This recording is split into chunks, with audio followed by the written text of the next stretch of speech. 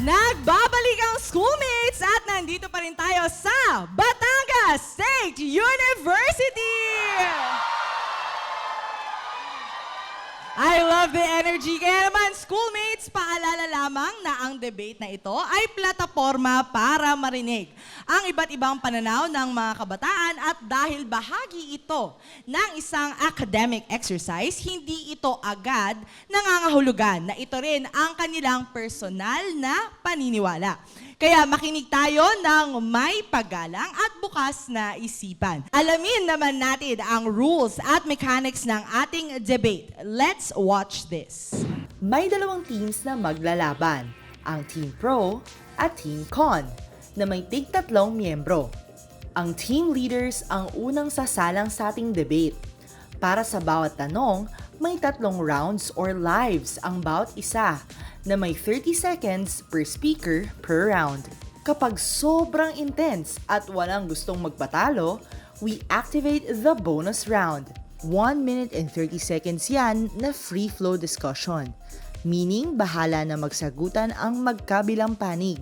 Pero kung halimbawa, hindi na makarebat ang naunang debater, pwede siyang mag-buzz para palitan ng ibang team member. Ito ang twist. Bilang mga host, may kapangyarihan kaming mag-buzz sa gitna ng laban. Kung medyo off, boring, o hindi kami satisfied sa sagot ng sinumang debater, we can buzz you out at papalitan ng ibang team member. Kaya make sure na hindi lang matalino ang sagot nyo. Dapat klaro, direkta at convincing. Bring your best arguments. Simulan na natin ngayon, guys, ang talakayan sa pamamagitan ng opening statements ng ating mga debate leaders. At heto ang ating pangunahing tanong para sa araw na ito. Aktivismo, pagmamahal sa bayan, o may ibang pinaglalaban? According to the United Nations, activism refers to the action taken in order to challenge power structures, highlight injustice, and drive positive economic, social, political, and environmental reforms. Ang prinsipyo ng aktivismo ay paglaban ng hinaing ng mga mamamayan habang nakikita doon ang kanilang interes para sa kabubuti ng bayan. Dahil nga aktivismo ay nagpapakita ng pakialam sa bayan, pasabi natin na ang aktivismo ay pagmamahal sa bayan. Hindi lahat ng aktivismo ang unang layunin ay pagmamahal sa bayan. Nasabi mo nga ang aktivismo ay isang paraan o kaya ito ay isang instrumento, ngunit hindi ito sukatan ng motibo. Kung gayon ay hindi automatikong may aktivismo ay dapat palaging pagmamahal sa bayan, kundi may mga ibang layunin na nagpapalawig patungkol sa kanilang sariling ideolohiya o kay mga pampolitikal na organisasyon o kay mga sarili nilang aims na para sa kanila lamang at hindi para sa common good. Thus, hindi pangmasa at hindi para sa lahat. At ang aktivismo ang pagmamahal sa bayan ay isa sa mga dahilan ng aktivismo, ngunit hindi ito ang nag-iisang tanging dahilan. I think he is referring to what we call propaganda. And propaganda is a complete different concept or completely kakaiba siya sa aktivismo. Kasi kapag propaganda na yung ginagawa mo, doon na papasok yung pinaglalaban mo yung sarili mong interes. And also, we are not defending the perfection of a specific person or a specific group. Pwedeng pinaglalaban nila. Pero at the end of the day, we are defending here the undeniable truth that activism itself promotes the love for one's country kasi may pakika sa ano nangyayari. The love of country ay hindi lamang enclosed sa mga ganoong paraan na nag-iisang dahilan. Ang aktivismo ay naipapakita sa iba't ibang kadahilanan na hindi lamang kunyari on the streets, kundi sa pag-exercise natin ng pagboto, gayon din ang pagkakaroon ng aksyon bilang mamamayan. At katulad lamang ng aktivismo ay bilang instrumento, ito ay maaaring maging iba depende sa maging motibo ng tao. Katulad ng social media na maaaring may discussion tayo on edukasyon, pero meron din itong mga paglaban na mangyayari. Gayon din ang aktivismo, na hawak ng tao ang motibo kung paano ito may papakita sa ating mamamayan. Aaron. Ina-acknowledge ng aming side na hindi lang aktivismo ang paraan para maipakita na mahal mo ang ating bayan. Ina-acknowledge din namin pero dinedeny namin na sapat na yung pagboto. Hindi sapat ang pagboto lamang kasi may mga injustices na hindi lamang na-address pa magitan lang ng pagboto. At kapag iniwan natin uncheck yung mga injustices na yon, magsasuffer all throughout yung mga taong nakapaligid sa atin. And like I said before, activism in itself promotes love for one's country kasi nga may pakialam ka. Kapag nandun ka sa Nagpaprotesta ka, alam mo may pinaglalaban ka para sa kabubuti ng lahat. So as you said, Aaron, na ang aktivismo ay hindi lamang pagmamahal sa bayan. So you're standing on the side din na parang may ibang pamamaraan. Na gayon din ang pinaglalaban ng aming side na ang aktivismo ay maaari ding may ibang ipinaglalaban. Na hindi lamang ito ang pangunahing dahilan na ang pagmamahal sa bayan. Example natin ng ibang mga organisasyon o kaya mga business na kanilang binabranding na kunyari, for example, sila ay for environmentalism. Pero dahil business sila, kasama ang kanilang agenda ang pagbenta. Alright. Sige, go, Aaron. Just like what I've said before, we have to separate what they are trying to do from what activism truly is. Activism is a love for one's country, gaya ng nasabi ko kanina. At yun ay action nga para maipakita mo na pinaglalaban mo yung concern mo, di ba? Tapos, gaya man, yung firm, we acknowledge that activism is not the only form of patriotism. But what we're defending here, what our debate here is discussing is that activism is a love for one's country. May ibang pinaglalaban is useless because it's an argument that cannot...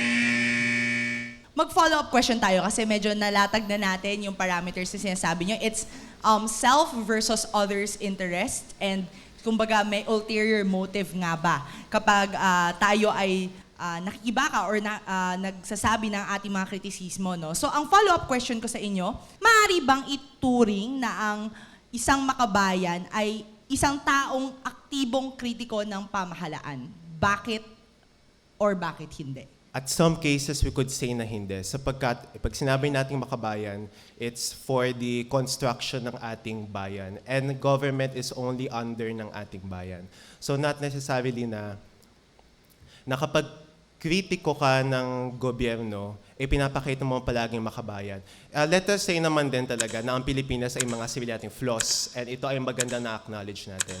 But whenever na may mga gagandang nagawang ating administrasyon at tayo patuloy na lumalaban on the government itself, nagiging panatiko tayo on the idea to combat the government even though na we are all working together. Naniniwala kami na kapag pagkritiko ka ng isang gobyerno o na gobyerno natin specifically, you are makabayan kasi you are holding them accountable for what they are doing. Kumbaga, hindi ka nag-i-stand na parang, hayaan na natin na ganyan sila. Hayaan na lang natin na parang may injustice, may oppression, may mga pagkukulang sa mga ginagawa nila. Kumbaga, you are critiquing them in order for them to improve. Diba? I don't think activism is grounded in justice and in facts as well. So, ayun yung dahilan kung bakit. Alright, papalit ka. Okay. Who's the next speaker? Gio. Alright. So, picking up from what you mentioned, Aaron, sabi natin na critiquing ang gobyerno is a way to hold them accountable and therefore it is a form of rightful activism, right? Sige, Gio, ano masasabi natin dito? Pwede naman kasi nating maipakita na kritiko tayo ng isang gobyerno nang hindi gumagamit ng aktivismo. Maaari natin itong maipakita sa iba't ibang paraan tulad ng pag-call out sa social media nang hindi tayo nakakapinsala ng iba nating mamamayan. Kasi at the end of the day, ang pinaglalaban kasi ng patriotismo is pagkakabuklod-buklod ng mamamayan at hindi pagkakawatak-watak. Okay, let me get back to what you said, that calling them out on social media, that is a form of activism in itself. So you're basically acknowledging our point na yung aktivismo at ang sinabi ni Ma'am kanina, na ang pagkritiko sa gobyerno ay isang form ng pagmamahal sa bayan. Kasi may paki tayo na, papayag ka ba na kinukurakot ka? Papayag ka ba na parang nagkukulang ang gobyerno, incompetent sila, tapos magaling ka? Hindi, di ba? Hindi naman kasi natin hinahayaan na may injustices na mangyayari sa gobyerno. Ang point lang kasi dito is ang sobrang pag-aktivismo natin, prone kasi siya sa masyadong radical na activism. Meaning, maraming pwedeng extremist agenda ng mga political persons na pwedeng gamitin yung national issues itself para isulong yung kanilang pansariling interes, para ma-publicize yung kanilang organization in which hindi ito maganda para sa isinusulong nating pagmamahal para sa bayan. Okay, that is a fallacy. That is what we call hasty generalization. Generalize mo na lahat ng form ng activism is violente at lahat ng form ng activism ay ginagamit ng mga politiko para lamang sa kanilang pansariling interest. We are defending the undeniable truth that at the end of the day, activism is what we call love for one's country because we're critiquing, we're thinking, we're asking for competence, we're asking for improvement. And also, we have to acknowledge the double standards then. When a police ay gumawa ng masamang gawain, hindi naman natin sinasabi or di naman natin ina-abolish na buong pulisya ay masamang tao, di ba? The same thing applies to activism. Gio, you still have one life. Ang point kasi dito, kung sobrang gagamitin natin yung aktivismo itself, meron na tayong mapipinsalang iba. Kapag ba ang sinabi nating aktivismo, ibig sabihin ba nito ay ang pag-aabala sa mga jeepney driver na naghahanap buhay lang naman? Minsan, isang kahig, isang tuka pa sila. O kaya naman, mga normal na commuter na nahuli sa trabaho at napagalitan ng boss nila dahil sa aktivismong ginagawa sa kalsada. Hindi natin generalize ang activism itself. Pero kasi yung danger na napopost nito sa mga ordinaryong Pilipino lang naman na gustong magtrabaho ng tapat at maayos. Minor inconveniences are the sacrifice we have to pay in order for injustices to be addressed. So, napapansin mo, sinabi mo kanina na yung parang yung mga driver ng jeep, naaabala sila. Pero mapapansin mo din, yung mga driver ng jeep na yun, nagpo-protesta din sila, di ba? Kasi nga sabi nila, gusto din nila, may nararamdaman sila ng problema, may nararamdaman sila ng pagkukulang. Kaya ayun, lumalaban sila. Pumunta sila sa kalsada. At yun nga, we aim for, activism aims for the long-term betterment of the country. Nabanggit mo kasi kanina na yung minor injustices ay para maisulong din natin yung pagmamahal sa bayan. Pero hindi kasi ganun mag-work yun. Hindi naman kasi lahat, 100% ng Filipino natin is willing pumunta sa kalsada para makipagpuksaan sila, para masabi nilang mahal yung bayan. Yung iba kasi, nagpapakita sila ng pagmamahal sa bayan sa pamamagitan ng pagbayad ng tama ng buwis, paglilinis ng environment. Ayun po, let me interrupt you. Yung mga sinasabi mo kasi, it's a form of activism. Yung mga hindi naman kasi required na pumunta sa kalsada nga para maging aktivista ka, di ba? Hindi naman required na para magwala ka doon, magsisigaw ka, ito pinaglalaban ko. Ang ano kasi doon, ang required doon, kailangan may pakialam ka. And yun nga, pag napopost sa SOCMED, pati nga pagbabayad ng buwis, hindi lang siya compliance, it's also a form of activism. Kasi sinasabi mo may pakika. Pero dahil kasi minsan sa sobrang pakikialam natin, nakakalimutan na rin natin yung respeto sa isa't isa. Kaya dahil itong aktivismo nito, pwede rin siyang mag-promote ng division between sa ating mga tao. Because example dito is yung cancel culture sa aktivismo. Tama ka na may iba't ibang form ng activism tulad ng sa social media. Pero minsan, nagkamali ka lang ng pagsabi ng isang opinion, na-cancel ka na agad at hindi na nila in-acknowledge. Activism does not... Hindi na nila in-acknowledge yung maganda mong nasabi. Hindi nagkaukas ng divide ang activism. It only exposes the flawed unity na meron tayo.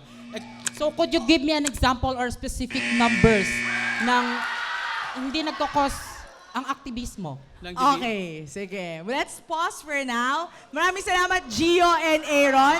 Let's have a matchup with Axel and Sandro. Di ba sinasabi daw nila, even on social media, I'm sure you have looked at the comment section of some of those news articles kung saan na-feature ang mga nagpo-protesta, mga tinatawag nating aktivista.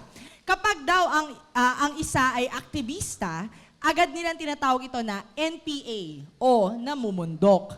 Lehitimong pag-iingat ba ito ng publiko o nagiging hadlang ba ito sa malayang pagpapahayag ng mga mamamayan? You can either debunk this statement also, but this is a fact that we are seeing in a lot of the sentiments of the public, even on SOCMED. Ano masasabi niyo dito, Axel?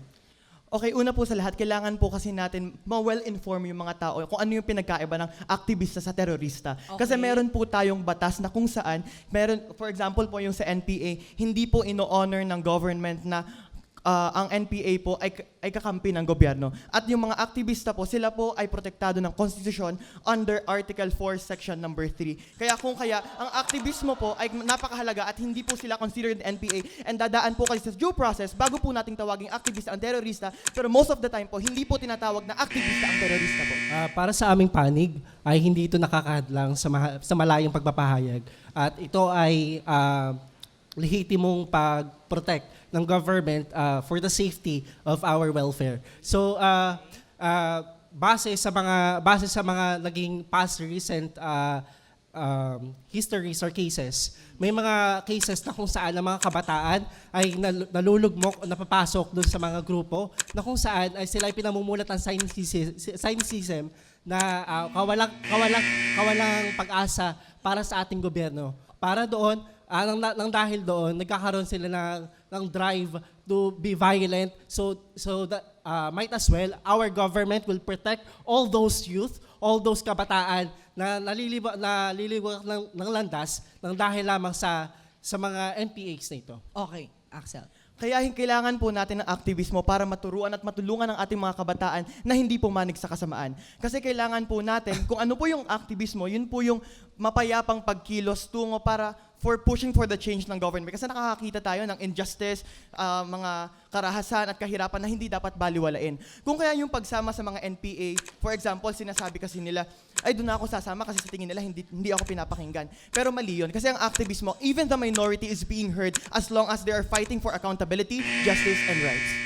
Hindi ba ang tamang kasagutan dyan na yung edukasyong sibika, yung tamang paraan ng pag-educate sa bawat youth at sa pagkakaroon ng free access for education para sa lahat ng kabataan so that hindi sila mamamali ng landas kung sino man Poncio Pilato ang pumunta sa kanila, sabihin na ito ang government, na wala ng pag-asa ang government, and then kaya kailangan namin ikaw na maging rebelde para sa laban sa government, which is not so good. So at the end of the day, education is the key to eradicate those kind of cases. So that's where activism kicks in. Paano tayo magkakameron ng maayos na edukasyon kung hindi ito maayos sa iniimplementa ng pamahalaan ng gobyerno na mismo yung mga pondo sa edukasyon ay kanilang kinokorap. That's why there's activists. That's why there is activism. Para maging maayos yung pag-i-implement nilang sistema, para maging maayos yung edukasyon, para yung mga kabataan magkameron ng maayos na kaalaman tungkol sa pamahalaan, tungkol sa ating bansa. You're pointing out the system, but why we cannot fight the system over the system? We can fight the system by going through the legal process. Meron naman tayong mga forums, meron naman tayong mga complaints, meron din naman tayong mga reports, at pwede rin naman tayo mag-file ng mga cases. In those kind of process, definitely mag-give ng action yung mga nasa taas, yung mga nakaupo para magpasa ng mga batas, at the same time, mag-create ng actions, mga doable actions for the feasible solution.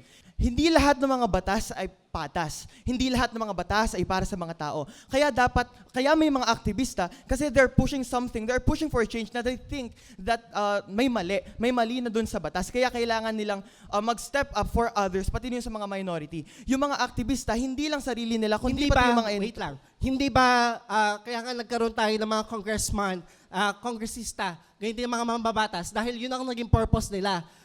Kaya papasok doon yung tamang pagboto tamang pagpili ng leader, na kung saan yung mga isyong tinatampok mo, dapat kanilang tinatampok. So we need to go through the legal process. It says, Yes, legal process. Pero we need to separate the government from the officials. The government is the system and the official is the one implementing the system. And wait, kaya kami nagiging aktivista kasi sa tingin namin hindi sila nagtatrabaho ng ayos, uma-absent nga yung iba Tinatanong sila kung absent sila Kaya kumbaga, the activists are fighting for something that they think there is wrong. Wait lang.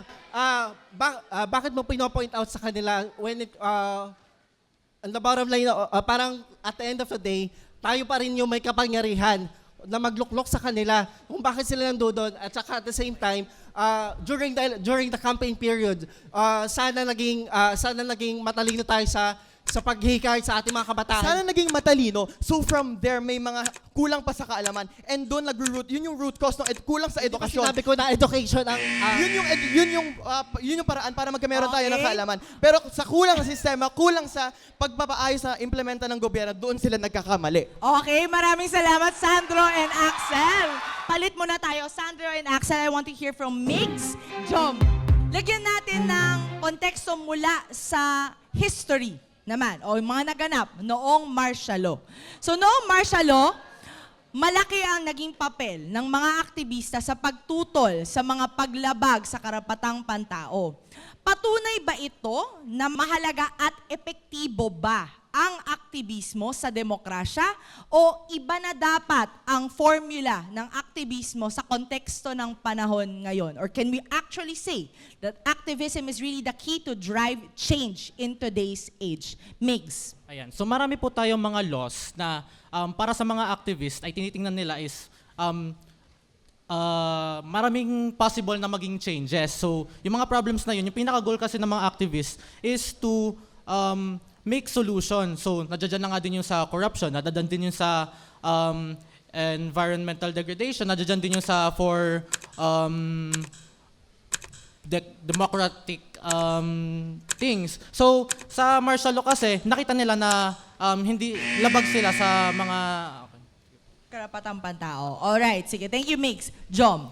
Activism definitely became an instrument talaga noon, especially in 1986 para yung paglaban natin yung mga karapatan natin under the dictatorship. But having that kind of historical timeline na very different from now, which is around 40 years na, the structure of activism is different. Na for example, noon we have like no media, no TV, no proper security to all, but having now that we have more access to different social medias, the different platforms at different actions. Okay. So definitely, naging instrumento noon ang tulong ng aktivismo. But ngayon, we are having different kind of activism that not entirely contributory to the common good. Okay, Mix. Ayun nga, na-mention din po ni Kuya Jom na activism not necessarily, ibig sabihin po na is pinopromote po niya yung common good. Pero meron din po kasi tayong mga political persons po na ang ini-aim po nila is for clout. And sometimes yung clout na iyon, nagiging indirectly, nakakatulong pa rin yun sa bansa natin. Although, iisipin mo din naman, bakit naman of all things sa papasukan nila